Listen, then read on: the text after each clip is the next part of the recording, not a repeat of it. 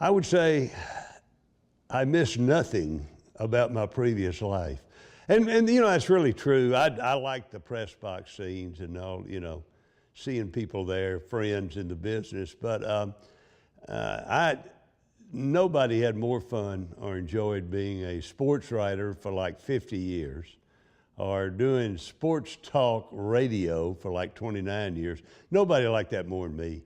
I mean, I love that life. It was like, it's like I never had a real job in my life. And, you know, I'm thankful for that. I appreciate that. But retirement, it's better than all of that. I like doing nothing. I'm real good at doing nothing. And to steal from the late great Bum Phillips, I don't get started doing nothing till about 11 o'clock, noon. I don't rush into anything. Play a lot of golf. I got grandkids involved in all kind of sports, band, everything in the world. Follow all that, and mainly just have a good time. I quit golf for 40-something years. I've been back doing it for about 7, and I should have never have come back. At Split Rail Golf Club in Aledo, I am the worst player out there, and I play 3 times a week. I mean, people say, boy, if you play a lot of golf, you'll get better at it. Not me, I got worse. The more I play, the worse I get. And I'm kind of proud of that. I'm out there. It's a good place to smoke a cigar and drink a few beers, hang out with some friends. So that's my golf life. The game itself, I'm awful. I would say survival was the highlight of my career, to be able to start off in 1965 in Port Arthur, Texas. The morning news kind of farmed me out to Port Arthur in 1965. The sports editor of the morning news told me I needed to go down there to start out there in 65 and be able to, as a sports writer, to survive 50 years of it and get to travel the country and travel the world for so many years.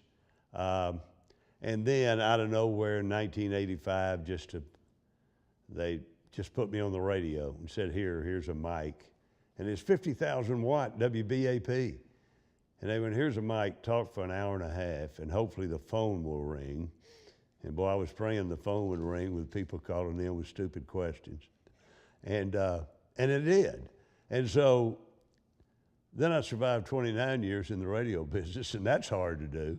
It's hard to survive 50 years in the newspaper business. So survival has been the highlight of what I was able to accomplish media-wise.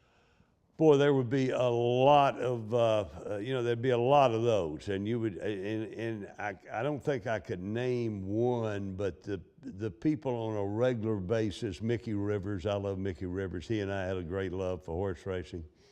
I liked Michael Irvin. I've always said that. I liked him. I liked Aikman, and particularly the Aikman of the early days when he was so frustrated with, in 89, 90, he was so frustrated with Jimmy. He wanted to kill Jimmy.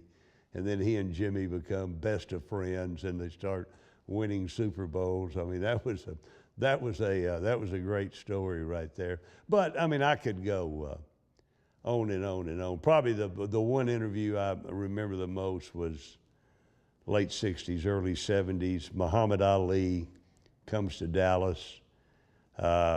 He's at a mosque over there. It just been one of the big fights over in Africa, one of the thrillers, or in the Philippines, I don't know. It was one of his big fights, and it was right after that.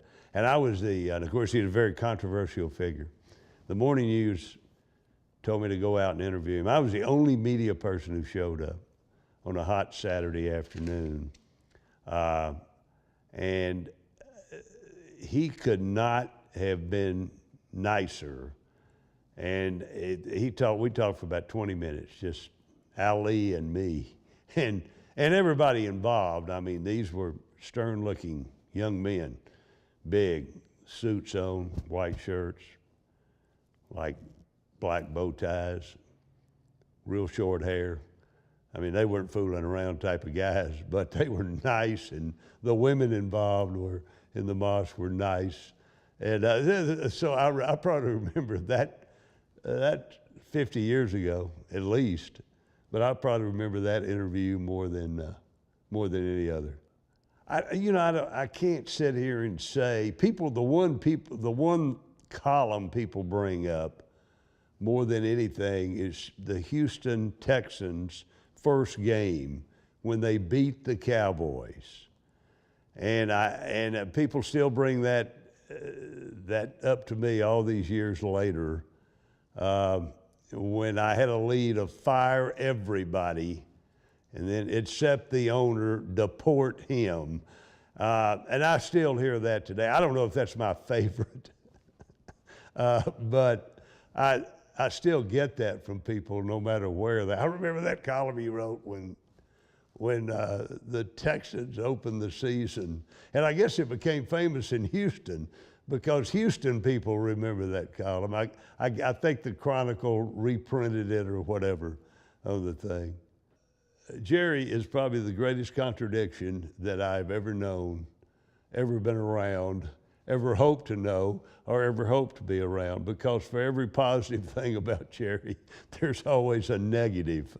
I mean, people ask, does he deserve to be in the Pro Football Hall of Fame? And I go, well, yes, if you go contributor to the league, my God, no, there's never been anyone from a financial standpoint. In other words, he made all the other owners rich. If they weren't already rich, he made himself rich. I mean, Jerry's a financial genius. We know that. So, yeah, now the football-wise, once you take the Jimmy part out of the Cowboys and the 3 Super Bowls, they've won 2 playoff games or 3 playoff games in 25 dang years. And you want to put him in the Hall of Fame? So, right, there's this contradiction about Jerry. But from our standpoint, media standpoint, doing a radio talk show, being the TV guys, writing a column, you cannot ask for a better subject than Jerry Jones. You couldn't ask for better than that, because he's whatever you want. He is something of everything, and he's the greatest contradiction going of, boy, this is a good thing and this is a bad thing.